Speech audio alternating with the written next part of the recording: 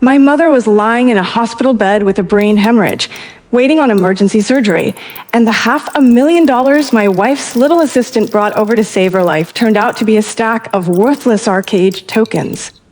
I called Alberta Pruitt like a man losing his mind, begging her to cover the surgery. The one who answered was that assistant of hers, Wilfred Delgado. His voice was all innocence. "Mr. James, you must be mistaken. What I handed you was $500,000 in cash. How could it possibly turn into arcade tokens?" Miss Pruitt is taking her afternoon nap, and her schedule is packed after that. Please don't disturb her. So I ran from one friend to the next, borrowing, taking out loans online, until I finally scraped the surgery fee together. But because the operation was delayed, my mother survived only to be left paralyzed from head to toe. For the next 3 days, I sat by her bed in that hospital while Alberta took Wilfred out for candlelit dinners, yacht rides, and hot spring resorts. 3 days later, I sold off my shares in Alberta's company and got ready to leave. By the time I got home, Alberta was lounging on the sofa without a care in the world, Wilfred kneading her shoulders. She saw me and frowned. "Your mom just got sick, didn't she? Why are you only coming back now?" I didn't answer. I walked over with my travel bag, dumped the $500,000 in arcade tokens out in front of her. My voice shook. "Alberta, my mother needed that surgery money to stay alive, and you let Wilfred fob me off with $500,000 in arcade tokens? How is that any different from murder? Do you have any idea? Because of these tokens, her surgery was delayed, and now she's paralyzed for the rest of her life." Alberta's expression shifted, just slightly. Behind her, Wilfred spoke up, perfectly calm. "At the time, the company needed cash for year-end bonuses. Ms. Pruitt knew your mother had surgery scheduled, so she had me bring you $500,000 right away." "Mr. James, are you trying to say I pocketed that $500,000 and swapped it out for arcade tokens?" Alberta cut in immediately. "Wilfred knows exactly where the line is. There's no way he'd ever switch $500,000 for arcade tokens."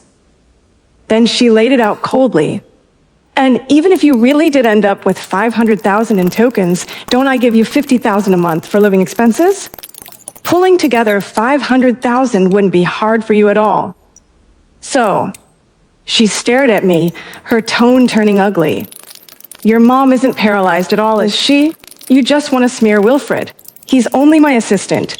Why are you so dead set against him?" Her accusation hit me like a bucket of ice water poured straight over my head. The cold went all the way through me. The way Alberta and I met was something out of a trashy drama. She'd gotten drunk at a bar, and two thugs were shoving her around, and I'd grabbed a brick and saved her. She was barely conscious. I couldn't get an address out of her, so all I could do was take her to a hotel. When I carried her into the room, she suddenly wrapped herself around me. When she woke the next morning, the look in her eyes had none of the heat from the night before. What she said stunned me.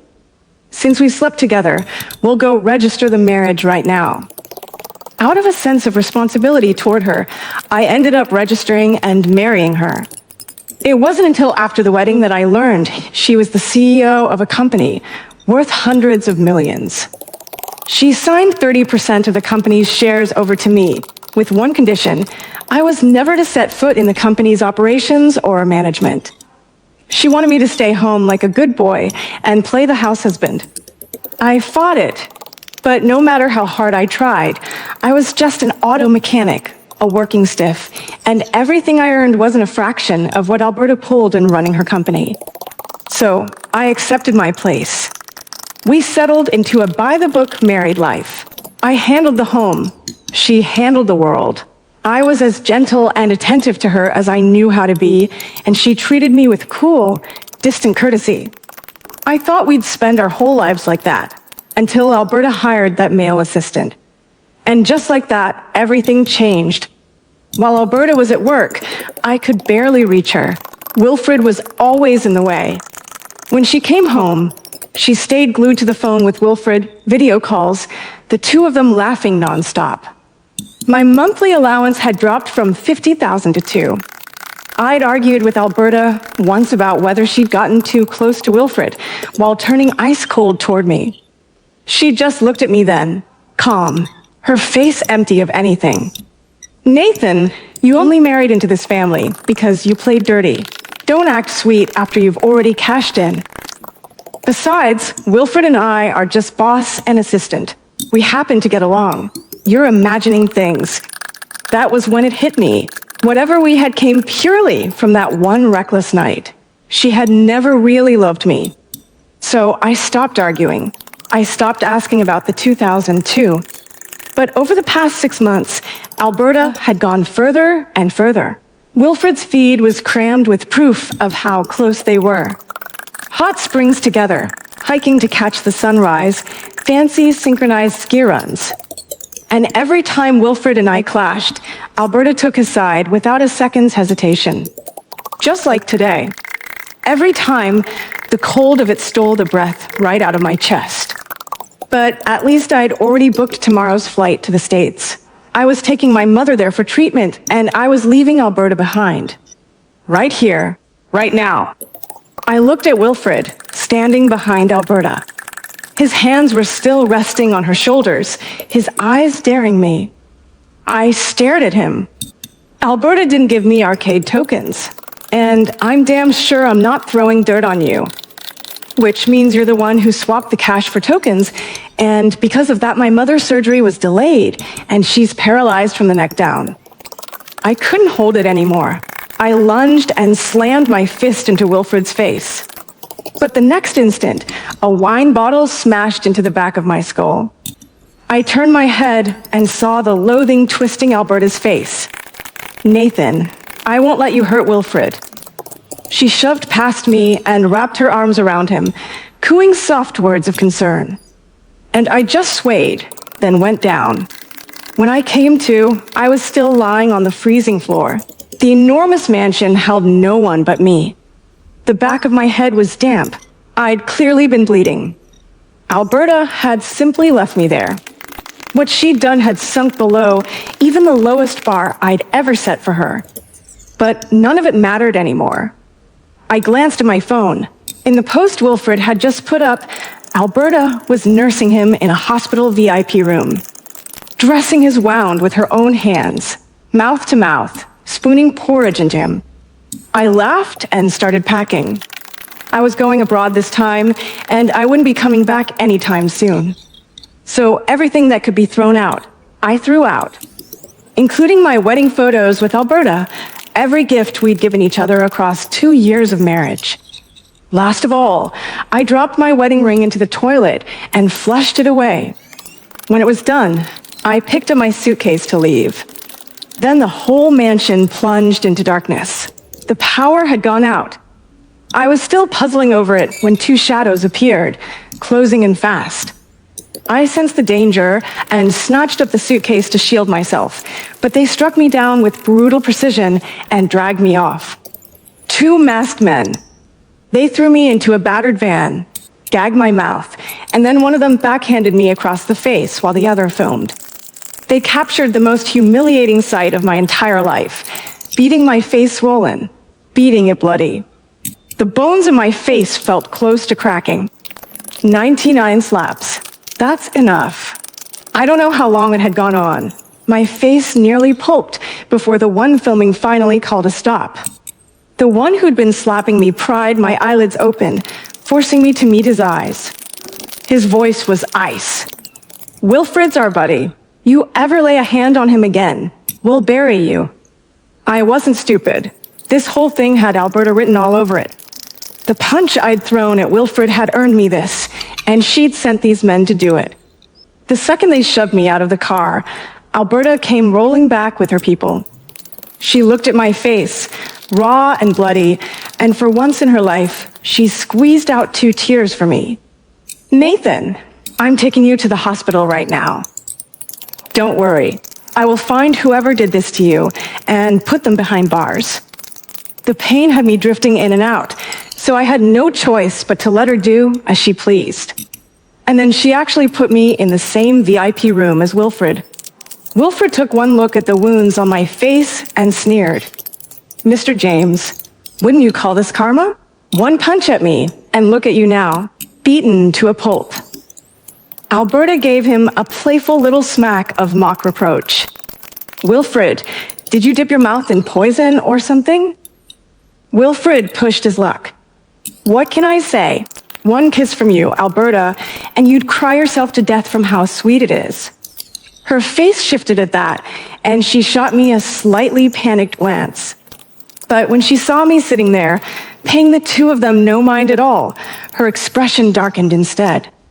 Once the doctor had finished cleaning the wounds on my face, Alberta turned to me. Nathan, not only did you frame Wilfred today, you hit him. You owe him an apology. I didn't waste a look on Wilfred and his smug face. I just stared straight at Alberta. Haven't you already settled the score for him? He handed me 50,000 in arcade tokens for my mother's surgery. That's a fact.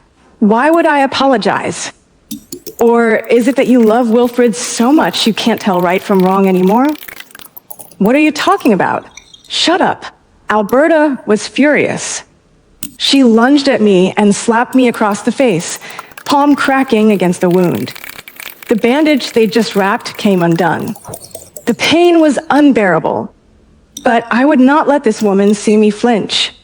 My voice came out cold. 100 slaps. Perfect. A nice round number. Alberta, I want a divorce. This time I saw it. She really did panic, just for a moment. But she pulled herself together fast. 100 slaps. You're not making any sense. Nathan, I married you. I'm not divorcing you, so you can relax. Wilfred had been watching the whole show with a hidden grin. At Alberta's words, his face stiffened, and when his eyes came back to me, they were full of calculation. That night, through the first half, Alberta tended to me without stopping. She fed me sips of water and even trimmed my nails. She told me that whether or not my mother was truly paralyzed, she would hire 2 caregivers to look after her properly. What was she doing?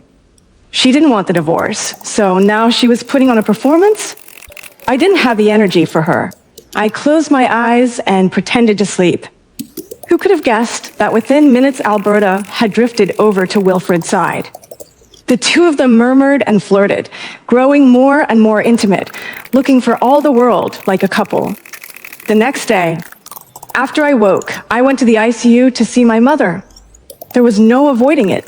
She saw the wounds on my face. She looked at me, aching with worry. Nathan, who did this to you? Was it Alberta? I gripped my mother's hand and forced out a smile. Mom, it's just a few scratches. It's nothing. Tonight, I'm taking you away to the States for treatment. Trust me, it won't be long before you're fully better. The words had barely left my mouth when the door flew open with a kick. Alberta walked in, Wilfred and 2 bodyguards at her back. I was about to throw them out when Wilfred pointed at me and said, Nathan, did you steal Alberta's project proposal? Do you have any idea how important that project is to us? I frowned. What proposal? I have no idea what you're talking about. You're not welcome here. Get out. Alberta tucked Wilfred behind her and fixed me with a cold stare. Nathan, didn't I tell you before? You're not allowed to touch anything to do with the company. So, why did you steal the proposal? Don't tell me you're jealous of Wilfred. Bothered that I've been getting close to him? Why are you being so unreasonable? I'll give you one chance. Hand over the proposal, and I'll forgive you. I never laid eyes on this so-called proposal. How was I supposed to hand it over to her? I looked at Wilfred. The smug satisfaction on his face told me everything. I didn't steal any proposal. Wilfred is framing me. Call the police if you don't believe me. But Wilfred didn't panic in the slightest. He spoke with absolute certainty. Alberta, the proposal went missing only a little while ago, so it has to still be in the hospital. I'm betting Nathan hid it right here in this ICU. My mother lay on the bed, struggling to call out Alberta's name. Alberta, Nathan didn't steal any proposal. You have to trust him. I quickly urged Alberta too. I would never steal something like that, Alberta. Take your people and leave. My mother isn't well. You're disturbing her. I thought Alberta would trust me just this once. And even if she didn't, surely she wouldn't push this hard. My mother was lying paralyzed in that bed after all. But all it took was for Wilfred to say, Alberta, maybe we should just let it go. I know the team, and I pulled 3 straight all-nighters to finish that proposal, but it's fine. We can just make another one. Alberta's expression changed in an instant. She shot me a glance. So, you won't hand it over? Then I'll just have to have it searched out. She gave the order to the bodyguards behind her. What are you standing around for? Search every inch. Find the proposal Wilfred worked so hard on. The 2 bodyguards